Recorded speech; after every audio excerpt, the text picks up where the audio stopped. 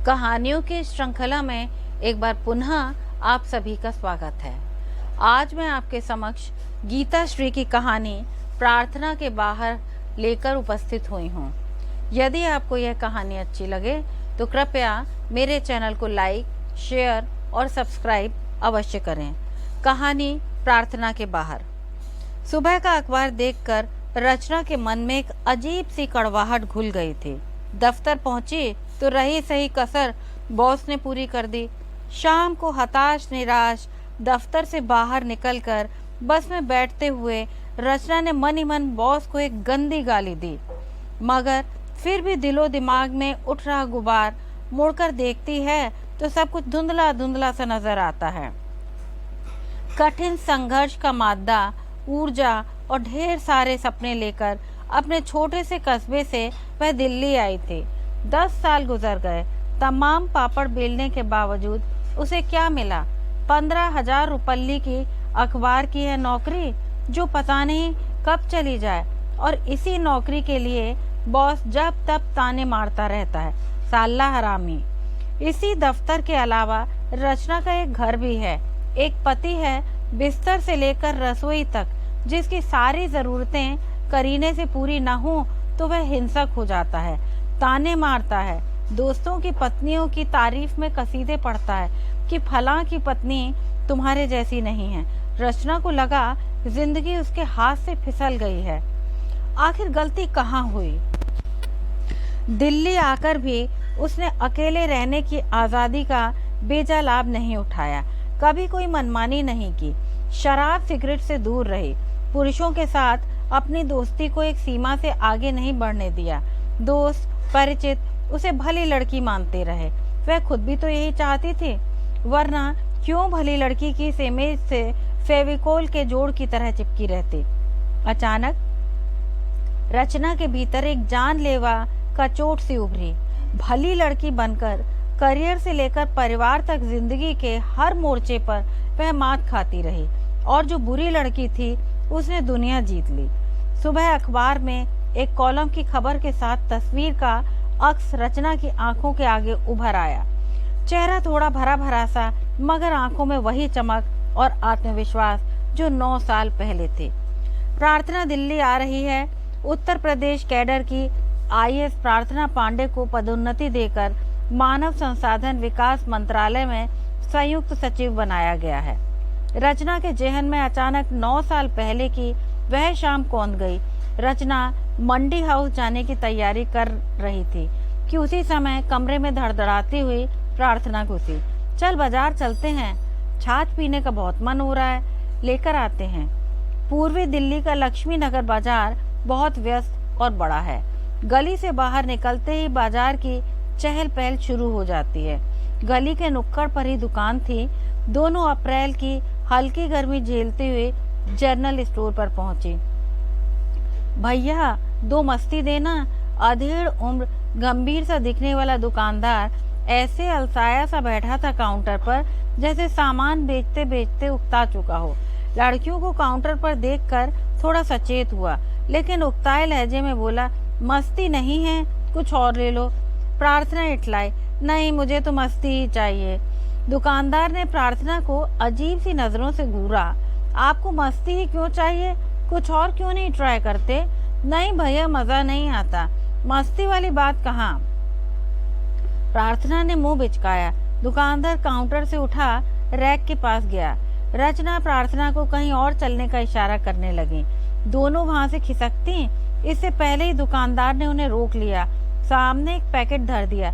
ये लो, शर्तिया मजा आएगा, ट्राई तो करो। दोनों की नजर पैकेट पर गई। वो किसी कंडोम का पैकेट था। ओ माय गॉड, रचना के मुंह से निकला, और दोनों गली में सरपट भाग निकली। दुकानदार हैरानी से उन्हें इस तरह भागते हुए देखता रहा। दोनों का एक हाथ अपने मुंह पर, दूसरा अपने पेट पर। शर्माई हुई हंसी रुकी नहीं रही थी। मकान के अंदर घुसते ही दोनों ने पागलों की तरह ठहाके लगाए। नहीं, अब मस्ती कभी नहीं। रचना ने माथा पीट लिया। ओह गॉड, वो दुकानदार क्या सोच रहा होगा? हम उससे कुछ नहीं खरीदेंगे। उफ। वह शाम उनकी कंडोम पर चर्चा करते बीती। रात को बत्ती बुझाई तो देखा प्रार्थना टेबल लैंप जलाकर पढ़ रही है।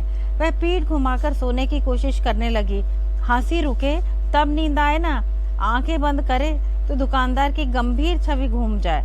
सोने की कोशिश में ही उसने वर्षा वशिष्ठ, मुझे चांद चाहिए की नायिका की तरह सोचा। दिव्या, प्रार्थना, अगर तुम मुझे न मिलते तो मेरा क्या होता। रचना आदतन प्रार्थना से कुछ पूछती नहीं थी। वैसे भी पैसे की हिस्सेदारी अभी शुरू ही नहीं हुई थी। रचना संकोची थी। रोजमर्रा का सामान खुद खरीद लाती। एक आध बार प्रार्थना ने कुछ खाने का सामान खरीदा। प्रार्थना अपने साथ सामान कम लाई थी। एक छोटा सा बैग और कुछ किताबें, मोटी मोटी प्रतियोगिता की किताबें। देखने से ही लगता था वह सिविल सर्विसेज की तैयारी कर रही है। रचना ने उसकी किताबें और नोटबुक को कभी उलट पलट कर नहीं देखा। यह रचना का लोकतांत्रिक व्यवहार था। वह इसलिए लोगों की व्यक्तिगत आजादी और मित्रता में भरोसा रखती थी। रचना को अपने सिरहाने कुछ पसंदीदा किताबें रखने का शौक था। जब तक नींद न आती तो वह उन्हें पलट कर देखती। सिरहाने रखी किताबों में मुझे चांद चाहिए और बंद गली का आखिरी मकान भी थी। कमरे का एक कोना रचना का और दूसरा प्रार्थना का था। बीच में दरवाजा खुलता था। रचना को इतना सुकून था, मकान मालकिन कभी कमरे में धमकती नहीं थी, इसलिए दोनों बेखौफ रह रही थी। कभी कभार आते जाते सीढ़ियों पर मकान मालकिन का भाई जरूर टकरा जाता। उसकी आंखें हमेशा लाल रहती थी। मोटा मुस्टंडा सा उजड़ा चमन लगता था। रचना उसको देखे बिना ही सरपट सीढ़ियां चढ़ जाती थी। कई बार रचना महसूस करती थी कि वह जरूर देर तक घूरता होगा। रचना स्वभावतः निर्भय थी और लापरवाह किस्म की। सब कुछ देखकर भी अनदेखा करने की आदत। इसी कारण वह नहीं देख समझ पाई कि इन दिनों प्रार्थना उससे कैसे कैसे सवाल पूछ रही है। एक दिन किचन में काम करते हुए प्रार्थना ने पूछा, यार एक बात बता, शादी से पहले सेक्स करना चाहिए या नहीं। रचना सब्जी काट रही थी। हाथ रुक गए। क्यों, यह सवाल क्यों पूछ रही हो? मैंने तो नहीं किया और न मैं इसके बारे में अपनी कोई राय दे सकती हूँ। प्रार्थना ने हार नहीं मानी। अगर मेरा बॉयफ्रेंड सेक्स करना चाहे तो कर लूं। क्यों, तुझे उससे बाद में शादी करनी है? रचना ने सब्जी छौंकते हुए पूछा। नहीं, शादी नहीं करनी। शादी का क्या पता कब हो, किससे हो। बॉयफ्रेंड को कैसे टालूं यार, वह जिद कर रहा है तो कर ले। रचना सब्जी चला रही थी। कर लूं पक्का? कुछ गड़बड़ हो गई तो? शादी के बाद पति को पता चल गया तो?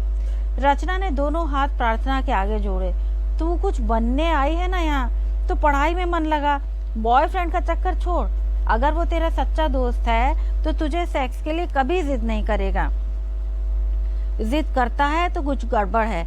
देख ले, तेरी जिंदगी है, तुझे कैसे जीना है खुद ही तय कर, मुझे बीच में मत ला।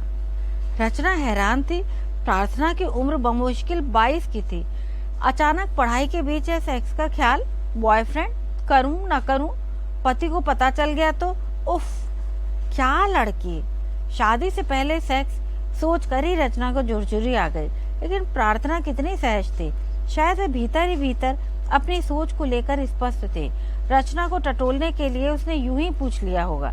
छोटे से बिना खिड़की वाले अंधियारे किचन से बाहर आकर रचना कमरे की तरफ मुड़ी। प्रार्थना दरवाजे के बीच आकर खड़ी हुई। रचना, क्या मैं यहाँ अपने बॉयफ्रेंड को ला सकती हूँ? ओह, रचना का माथा घूम गया। तो ये बात है, पहले खुद आई अब लड़के? नहीं। रचना का चेहरा सख्त हुआ है। रचना को दूसरी चाबी की याद आई जो इन दिनों प्रार्थना के पास है। उसका माथा ठनका। उसने प्रार्थना की आंखों में आंखें डालकर पूछा, सच बताना, कौन आया था मेरे पीछे? कब से चल रहा है? क्या तुम इसीलिए यहाँ? राजुल ने मुझे धोखा दिया? Oh no. रचना माथा पकड़कर जमीन पर बिछे अपने बिस्तर पर बैठ गई। प्रार्थना का चेहरा फक पड़ गया था। थोड़ी देर सन्नाटा कमरे में गूंजता रहा। उस रात दोनों में कोई बातचीत नहीं हुई। सोने की कोशिश में रचना ने सिरहाने से किताब उठाई। बंद गली का आखिरी मकान का पन्ना खुला। हल्की रोशनी में उन पंक्तियों को बुदबुदाते हुए रचना ने पढ़ा, रह गई अंधेरी कोठरी, टिमटिमाती डिबरी, पैताने सहमी और कुछ डरी डरी हुई सी बिरजा, खिड़की के पार बैंगन के खेत और छाया हुआ घुप अंधेरा। कोई उनका दरवाजा जोर जोर से पीट रहा था। दोनों की निगाहें एक साथ दीवार घड़ी की तरफ घूमी। रात के 12:30 बज रहे थे। इस वक्त कौन हो सकता है? प्रार्थना की सिट्टी पुट्टी गुम और रचना ने हिम्मत करके पूछा, कौन है इस वक्त? खोल साली खोल, दरवाजा खोल। दिन भर अपने यार के साथ यहाँ पड़ी रहती है, रात में मेरे साथ आ। तेरी तो माँ की। किसी मर्द की आवाज आ रही थी, शराब के नशे में डूबी लड़खड़ाती। खोल, मुझे भी दे। उसको देती है, किराया माफ करा दूंगा दीदी से कह के। ओह, रचना के दिमाग में बिजली कौंध गई। मकान मालिक का मुसरंडा भाई स्याला। दोनों चुप करके कमरे की लाइट बंद करके दोनों अपने अपने कोनों में सरक गईं। कमरे का अपना अपना कोना, जहां दो लड़कियां खुद को सबसे ज्यादा सुरक्षित मानती थी। थोड़ी देर बाद बाहर की आवाज डूबने लगी थी। आज की सुबह अलग सी थी। रचना ने चाय बनाई, प्रार्थना को भी दी। कप लिए दोनों बालकनी तक गईं। बाहर गली में सन्नाटा था। रचना पलटी। प्रार्थना, सच बताना, राजुल या कोई और, तुमने घर तक बुला लिया उन्हें? प्रार्थना चुप रही, मगर चेहरे पर कोई खौफ का भाव या भेद खुलने के बाद का कोई एहसास नहीं। देख प्रार्थना, जो हुआ सो हुआ। मैं भी एक लड़की हूँ। आई नो योर फीलिंग यार, मगर मकान मालकिन को पता चल गया तो मुझे निकाल देगी। बड़ी मुश्किल से यह कमरा मिला है। अकेली लड़कियों को कौन देता है मकान, वो भी लक्ष्मी नगर जैसे दकियानूसी मोहल्ले में। मेरा क्या होगा? मेरा कोई गॉडफादर भी नहीं। एक आध संगी साथी हैं, उनका ही सहारा है। अभी तो मैं संघर्ष कर रही हूँ, क्या करूँ? प्रार्थना सुनती रही, चाय खत्म होने तक। उसकी चुप्पी रचना को आशंकित कर गई। प्रार्थना ने चुपचाप अपना काम निपटाया और रचना को घर के उसी सन्नाटे में छोड़कर निकल गई। ऐसे ही कुछ दिन और निकले। दोनों के बीच बातचीत कम होती गई। रचना का मन करता प्रार्थना को घर से चले जाने को कहे, पर उसकी हिम्मत न होती। प्रार्थना लड़ भी नहीं रही। इतना कुछ रचना ने सुना दिया, फिर भी किस मिट्टी की बनी है? जब तक खबर पुष्ट न हो, रचना राजुल से पूछताछ कैसे करे? फिर इस लड़की का भी कुछ भरोसा नहीं। पागल है यह तो। रचना को कल रात की बात याद आई। इन दिनों दोनों के बीच न के बराबर बातचीत होने से प्रार्थना जब घर पर होती है तो किताबों में डूबी रहती है। रविवार का दिन रचना घर में सोते हुए ही पूरा दिन बिताना चाहती है। सुबह से अलसाई सी, दोपहर का खाना भी बनाने का मूड नहीं। प्रार्थना भी सुबह से पढ़ाई में लगी हुई थी। रचना का मन हो रहा था प्रार्थना से कुछ बातें करे। टोकना ठीक नहीं लग रहा था पढ़ाई करते वक्त। वह भी जब नाटकों के संवाद रट्टा मारा करती है तो वह कभी डिस्टर्ब नहीं करती। फिर मैं तभी प्रार्थना पलटी, बहुत हो गई पढ़ाई यार, अब नहीं पढ़ूंगी, मुझे अक्ल का ताला खोलना है। उसकी आवाज में बेचैनी और चेहरे पर शरारत थी। रचना को बात करने का सिरा मिल गया। वह कुछ बोलने ही जा रही थी कि प्रार्थना फिर टपक पड़ी, चल एक बार तेरी अक्ल का ताला भी खुलवा दूं। नहीं नहीं, तू मुझे माफ कर, तुम्हारे ही अक्ल पर ताला जड़ा है, खुलवाती तो रहती है। रचना घबरा गई। चल ना, एक बार से क्या हो जाएगा? You don't know power off. Rachna का चेहरा लाल हो गया। प्रार्थना ने ठहाका लगाया, साली तू रहेगी वही रतनपुर वाली? यार मजाक मत कर, हंसती ही रहेगी क्या? रचना का सर रुआंसा हो गया। प्रार्थना ने अपनी बेतहाशा हंसी बीच में रोक ली। चल तुझे कहीं घुमा लाऊं, थोड़ी देर के लिए। एक नई दुनिया की खोज करेगी तू वहाँ, पता है समूह में चलता है सब काम, खूब मजा आएगा। व्हाट? रचना हैरान रह गई। तो ये लड़की कुछ भी नहीं छोड़ेगी? वो तो सोच कर ही सिहर रही है। और ये मैडम जी बताती हुई कितनी प्रफुल्लित है। उफ! रचना को अचानक लगा कई हाथ उसकी देह पर फिसल रहे हैं, कुछ टटोल रहे हैं, इधर उधर ऊपर नीचे, ठंडी सी कोई ठोस वस्तु एक साथ। रचना चिल्लाई, स्टॉप स्टॉप, नहीं सुनना तेरी बकवास। इस वक्त उसे प्रार्थना घोर पापी लग रही थी। सुबह संजय गौर का फोन था, पीपी नंबर पर। फोन सुनकर रचना खिल उठे। संजय की आवाज में भरोसा दिखाई दिया। जल्दी आओ, तुम्हें मैं रंग मंडल के निर्देशक विपुल शर्मा से मिलवाता हूँ। वो जल्दी ही एक प्ले पर काम करने जा रहे हैं। उन्हें एक छोटे शहर की लड़की की तलाश है। रचना कई दिनों से उनसे मिलने को बेताब थी। आज मुंह मांगी मुराद मिल रही थी। फोन रखते हुए उसे संजय पर बेहद प्रेम उमड़ आया। झटपट तैयार होकर मंडी हाउस भागी। रात को जब वह घर लौटी तो दंग रह गई। प्रार्थना इस कदर किताबों में डूबी थी कि उसे कुछ होश ही नहीं था। उसके बाल अजीब तरह से बिखरे हुए थे। दिन भर उसने कुछ नहीं खाया था, न वह नहाने के लिए उठी थी, न बाल बनाए थे। कमरे में पुरुष गंध छाई हुई थी। प्रार्थना ने किताबों से सिर उठाकर रचना को देखा। आंखों में तृप्त की गहरी रंगत थी, जैसे कोई बड़ा संग्राम जीत लिया हो। आधे उड़ान से लौटने के बाद की हल्की लाली फैली थी उन आंखों में। उसके चेहरे पर आखेट से लौटे बनेले मादा की चमक भी दिखाई दे रही थी। ऐसी चमक पहले कहाँ देखी थी रचना ने? उसे याद आया, कई साल पहले अपने कस्बे की एक बदनाम औरत की आंखों में कभी कभार देखी थी।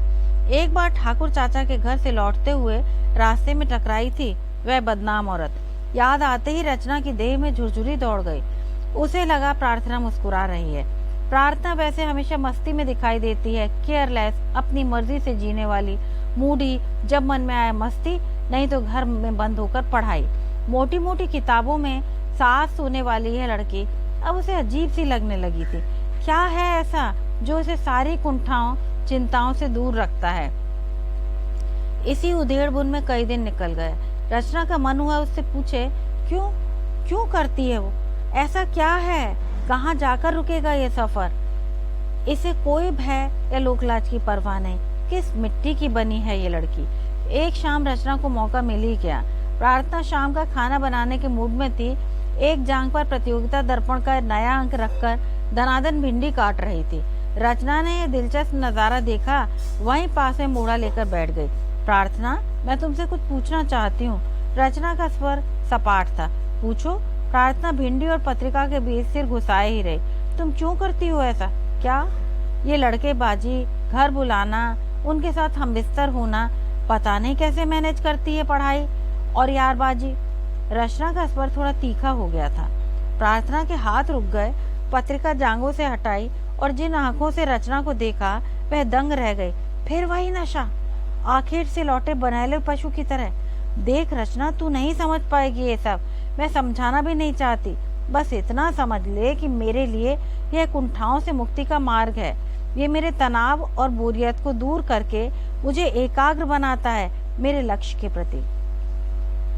लेकिन एक साथ इतने बॉयफ्रेंड? रचना ने बीच में ही बात काट दी। प्रार्थना की आंखों में नशा गायब हो गया। वहां चमचमाते चाकू सी चमक लहराई। उसने सब्जी काटने वाले चाकू नीचे रखा और अपने गीले हाथ रचना के हाथों पर रख दिए। ठंडी हथेलियों में भी इतना ताप होता है, पहली बार पता चला। देख, मेरे लिए कोई एक व्यक्ति महत्वपूर्ण नहीं है। महत्वपूर्ण है मेरा रास्ता, मेरी पसंद, मेरा आनंद। और आनंद का कोई चेहरा नहीं होता। जो जितनी दूर साथ चले चले, नहीं तो भाड़ में जाए। मैंने किसी से कमिटमेंट नहीं किया ना। I want excitement without regret, that's it. कुछ ऐसा कर गुजरना है जिससे लोग याद रखें, बस। रचना सन्न थी। प्रार्थना रॉ में थी। वो डॉन फिल्म का गाना सुना है ना, खाई के पान बनारस वाला, खुल जाए बंद अकल का ताला। माहौल हल्का होने लगा था। रचना बुदबुदाई, सनक गई है ये तो। एक दिन तो गजब ही हो गया। दोपहर को रचना और प्रार्थना खाना बनाने का प्लान कर ही रही थी कि दरवाजे पर दस्तक हुई। दरवाजा रचना ने ही खोला। सामने एक नौजवान, कंधे पर एक बैग, हल्की मूछें, मुस्कुराता चेहरा, आंखों में आत्मीयता भरी। हेलो, आई एम प्रशांत राज, प्रार्थना से मिल सकता हूँ? रचना ने प्रार्थना की तरफ देखा। तब तक आहट सुनकर वह दरवाजे तक आ चुकी थी। ओ राज, तू कैसा है? प्रार्थना चहक कर उसे लिपट गई। रचना तब तक संभल चुकी थी। प्रार्थना उसे कमरे में ले गई, रचना को राज के बारे में बताती हुई। रचना के मुंह से बोल तक न फूटे। अचानक असहज सी हो उठी। मन ही मन कुड़ती रही पर कहा कुछ नहीं। किचन में आ गई। वहां जाकर वह बड़बड़ाना ही चाह रही थी कि पीछे से प्रार्थना ने कंधे पर हाथ रखा। क्या है ये सब? घर क्यों बुलाया? रचना ने तीखे स्वर में पूछा। कोई बात नहीं यार, थोड़ी देर में चला जाएगा, टेंशन मत ले। चल 3 गिलास निकाल। क्यों? निकाल ना, आज तुझे जन्नत की सैर कराएंगे। क्या मतलब? देख, तेरे सामने 2 ही रास्ते हैं माई स्वीट हार्ट। चल हमारे साथ वोदका के 2 घूंट मार और मस्त हो जा, या 1 घंटे के लिए कहीं घूमा। Shut up. रचना कमरे में झांकते हुए हल्के से चीखी। प्रार्थना ने उसकी चीख अनसुनी कर दी। मजे से 3 गिलास निकाले और कमरे में चली गई। रचना किचन में खाना बनाने का उपक्रम करने लगी। कुछ समझ में नहीं आ रहा था कि क्या करे। इस वक्त कोई तमाशा करना ठीक न होगा। फिर कहाँ जाए? संजय को फोन करूं और मंडी हाउस चली जाऊं? कमरे से दोनों की हंसी बाहर आ रही थी। रचना इसी ऊहापोह में थी कि प्रार्थना रसोई में आई और उसे वोदका का गिलास पकड़ा दिया। लो पियो। रचना छोटे से किचन में भागकर जाती और जाती कहाँ। प्रार्थना से उसे पकड़ा और पैग उड़ेल दिया उसके मुंह में। नींबू मिला, ठंडा ठंडा, स्वादिष्ट, कुछ कुछ शिकंजी जैसा। जैसे ही घूंट अंदर उतरी, हल्की सी कड़वी लगी। तब तक मामला अंदर जा चुका था। रचना ने गिलास थाम लिया और प्रार्थना अपने दोस्त के साथ कमरे में गप्पे मारती रही। रचना ने जल्दी जल्दी 2 पैग मार लिए। नतीजा, दोस्त के जाने के बाद प्रार्थना मस्ती में लहराती रही और रचना उल्टियां करती रही। कभी रचना को डर लगे, कभी तरह तरह की आशंका। वह खूब लड़ना चाहती थी राजुल से। वह मिले तब ना। मंडी हाउस की शामें राजुल विहीन थी। वह गायब था और प्रार्थना भी। रचना को याद आई बंद गली का आखिरी मकान की वे पंक्तियां, जब तक लड़ाई का उद्देश्य स्पष्ट हो तब तक अपने ढंग से जीवट आदमी को बचाता है और डर भी, मगर जब लड़ाई का अर्थ ही मालूम ना हो तो जीवट और डर दोनों एक सा बेकार, सिर्फ एक खोखली थकान। रचना को सोच सोच कर थकान होने लगी थी। 2 दिन से प्रार्थना गायब थी। डर क्यों रही हो? किससे पूछे? साहित्य अकादमी और दीनदयाल उपाध्याय लाइब्रेरी तक के चक्कर लगा आई। प्रार्थना अधिकतर समय इन्हीं दोनों लाइब्रेरी में बिताती थी। प्रार्थना ने उसके पीपी नंबर पर फोन भी नहीं किया था। रचना 2 बार पड़ोस में भी पूछ आई थी। तीसरी बार पूछकर लौटी तो देखा कमरा आधा खुला है। लगता है प्रार्थना लौट आई है। आज मैं इसे भगाई दूंगी सामान समेत। भाड़ में जाए। 2 दिन में मेरा खून सुखा दिया है। लापरवाही की भी हद होती है। बताना तो चाहिए था। क्या समझती है अपने आप को? बड़बड़ाते हुए रचना ने धड़ाक से कमरे का दरवाजा खोला। प्रार्थना अपने कोने में बिस्तर पर चादर ओढ़े लेटी है। स्याह चेहरा है, होठ सूखे और 2 दिन में ही धसी हुई आंखें। पायताने में उसके साथ मोड़े पर एक मरियल काला सा लड़का बैठा था। साथ में एक काला बॉक्स पास में रखा था। रचना के होठ थरथराए। क्या हुआ? ये सब क्या है? प्रार्थना ने रचना का हाथ दबाया। I am pregnant. छोटा सा कमरा घूम गया। रचना के हाथ से प्रार्थना की हथेली छूट गई। मैं अबॉर्शन करवाने गई थी, लेकिन वहाँ बहुत सारी फॉर्मेलिटीज होती हैं। I can't do it, that's why. प्रार्थना से उस मरियल से लड़के की तरफ इशारा किया। ये किशोर है, कंपाउंडर। 2 दिन यहाँ मेरे साथ रहेगा जब तक मेरे अबॉर्शन नहीं हो जाता। रचना तब तक संभल चुकी थी। मन ही मन कुछ तय करती थी। तुम्हें यहाँ से जाना होगा। मैं तुम्हें यहाँ अब नहीं रख सकती। मुझसे नहीं हो सकेगा यह सब कुछ। बहुत हो चुका। रचना उबल रही थी। प्रार्थना से ने जैसे कुछ सुना ही नहीं। सिराने की तरफ हाथ बढ़ाया। 10,000 रुपए के 100 नोट की एक गड्डी रचना की तरफ बढ़ाई। मुझे 2 दिन यहाँ रहने दे, इसके बाद मैं कहीं भी चली जाऊंगी। इस हालत में मैं कहीं नहीं जा सकती। मैं जानती हूँ मैंने तुमसे ये बात छुपाई। मैं कोई सफाई नहीं सुनना चाहती। रचना का स्वर तीखा हुआ आया था। मैं कोई सफाई देना भी नहीं चाहती। मैं बस इतना चाहती हूँ कि तुम मुझे 2 दिन और बर्दाश्त कर लो, फिर हमेशा के लिए चली जाऊंगी। I don't create more headache for you, believe me. प्रार्थना की आवाज में अब भी वही ठसकती, न कोई पछतावा न कोई मलाल। चेहरे पर पीड़ा की रेखाएं थीं जो शायद दवा इंजेक्शन लेने से हुई है। मरियल सा कंपाउंडर अब सलाइन की बोतल चढ़ाने की तैयारी कर रहा था। लेकिन यहाँ इस कमरे में हाउ? रचना को सब कुछ बहुत भयानक लगा। कोई लड़की ऐसा कैसे कर सकती है? दिल्ली वह सिविल सर्विसेज की तैयारी के लिए आई थी। 1 राउंड इम्तिहान दे चुकी है। रिजल्ट आने तक दोबारा जुट गई है, जैसा राजुल ने बताया था। वह क्या कर बैठी? रचना के लिए यह सब कुछ बहुत डरा देने वाला था। इस हालत में उसे अपने घर में रखने के लिए उसका मन नहीं मान रहा था। रुपए उसने उठाकर बिस्तर पर रख दिए, अपना बैग उठाया और मंडी हाउस रवाना हो गई। मई की शामें थोड़ी कम गर्म होती हैं, फिर भी श्रीराम सेंटर कैंटीन की पथरीली कुर्सियां तप रही थी। रचना उनसे ज्यादा तप रही थी। उसे बाहर के मौसम का कोई एहसास नहीं। संजय गौर आने वाला था। वह उसको सब कुछ बताने वाली थी। राजुल की खोज जरूरी है। एक बार उससे पूछूं तो सही कि उसने मकान खोजने में मदद के बदले इतना बड़ा धोखा क्यों दिया। बताया क्यों नहीं? बता देता तो शायद। नहीं, तब भी नहीं। राजुल जानता था कि छोटे शहर की ये लड़की उतनी आधुनिक नहीं हुई है जितनी होनी चाहिए थी। वह कभी कभी संकेतों में उसे समझाने की कोशिश भी करता।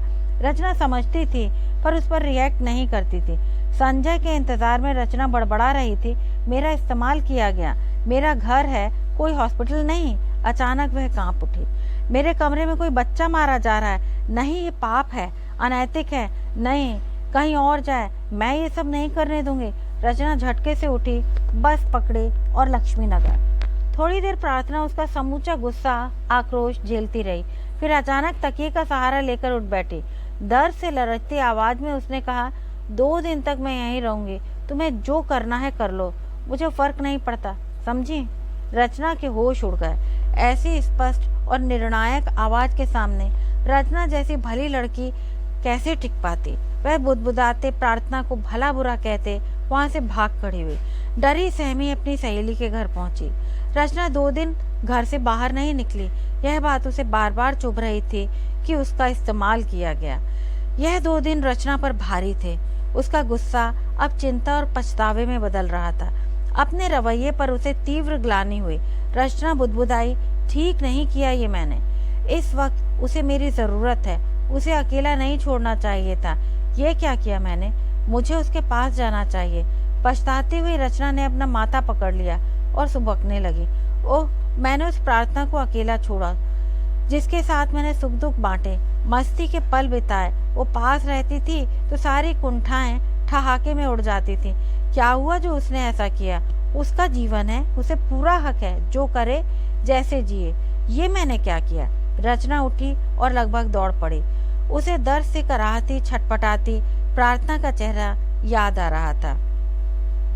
लक्ष्मी नगर की उसी बंद गली में दाखिल होने ही जा रही थी कि किसी की आवाज ने उसे रोका। मैडम जी, आपने अखबार देखा? इधर आइए। रचना ने देखा, मस्ती वाला दुकानदार हाथ में अखबार लहरा रहा है। उत्सुकता हुई, पता नहीं क्या है, देखते हैं, शायद प्ले के बारे में कुछ निकला हो, फोटो छपा हो। दुकानदार ने बहुत स्नेहिल निगाहों से देखा और वह पन्ना पकड़ा दिया। सिविल सर्विसेज में टॉप 10 में 5 लड़कियां, 5 की तस्वीर छपी थी। तीसरी तस्वीर पर रचना की निगाहें ठिठक गईं। मैडम जी, वो आपकी सहेली नहीं दिख रही, कहाँ है? कहिए ना, मिठाई खिलाएं मैडम जी। मैम, उतरना नहीं। कंडक्टर की आवाज से रचना की तंद्रा भंग हुई। रचना ने देखा, बस उसकी हाउसिंग सोसाइटी के गेट पर खड़ी है। बोझिल कदमों से वह बस से उतरी, मगर घर जाने की उसे रत्ती भर भी इच्छा नहीं थी। एक दफ्तर, एक घर, दोनों जगह उसका कोई वजूद नहीं। दोनों जगह मालिक कोई और है और उसका वक्त गुलाम से ज्यादा कुछ नहीं। भली लड़की बनकर उसे गुलामी मिली और जो बुरी लड़की थी उसने अपने तरह की जिंदगी जीने की, अपना करियर चुनने की आज़ादी पाई, अपना वजूद बनाया। पस्त, पराजित, वह सोसाइटी के पार्क में आकर बैठ गई। वह रोना चाहती थी मगर उसकी आंखें पथरा गई थीं। वह एक किसी बेचैन प्रार्थना की पंक्तियां बुदबुदाना चाहती थी मगर ओठ पत्थर हो गए थे। आपको यदि यह कहानी पसंद आए तो कृपया इसे लाइक, शेयर और सब्सक्राइब अवश्य करें। धन्यवाद।